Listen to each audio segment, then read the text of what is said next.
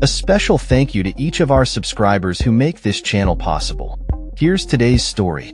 In a significant escalation of U.S. foreign policy, President Donald Trump has ordered a total blockade on all sanctioned oil tankers entering and leaving Venezuela. This bold move aims to tighten the economic noose around the regime of President Nicolas Maduro, which has been under increasing scrutiny for its authoritarian practices and alleged ties to drug trafficking. The announcement has sent ripples through the global oil market, causing prices to rise as concerns about supply disruptions mount. As of Wednesday morning, Brent crude futures climbed 1.3% to $59.71 a barrel, while U.S. West Texas Intermediate crude rose 1.4% to $56.04 a barrel.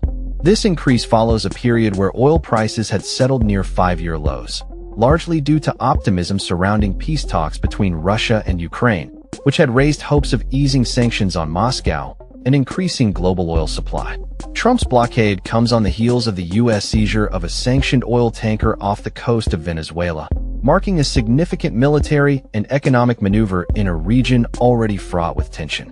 In a post on his social media platform, Trump described Venezuela's rulers as a foreign terrorist organization and accused them of using oil revenues to fund criminal activities.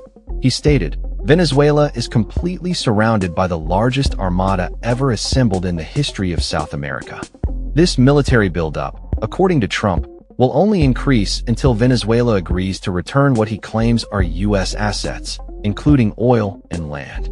The implications of this blockade are significant, with estimates suggesting it could affect 0.4 to 0.5 million barrels of oil per day, potentially lifting prices by $1 to $2 per barrel.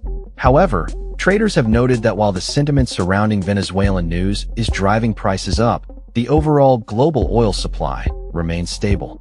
A trader commented, "The price is sentiment-driven by the Venezuelan news for today, but overall, export volumes from Venezuela are relatively small in the global supply share."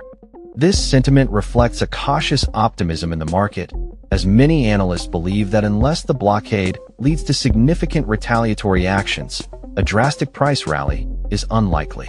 The Venezuelan government has responded to Trump's blockade with strong condemnation, accusing him of violating international law and threatening free trade.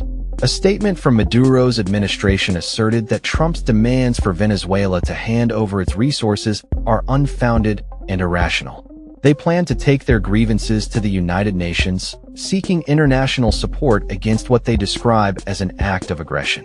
The U.S. military presence in the region has been a point of contention, with reports of strikes on vessels in international waters raising alarms among lawmakers about the legality and morality of such actions. The Trump administration defends these military actions as necessary to combat drug trafficking and protect American interests. However, critics argue that the real aim is to destabilize Maduro's government. As tensions rise, the global community watches closely, aware that the outcome of this blockade could have far-reaching implications not only for Venezuela, but for the international oil market and geopolitical stability in the region. In the coming weeks, the situation will likely evolve, and the world will be watching how the U.S. implements this blockade and how Venezuela responds. That's all for this story.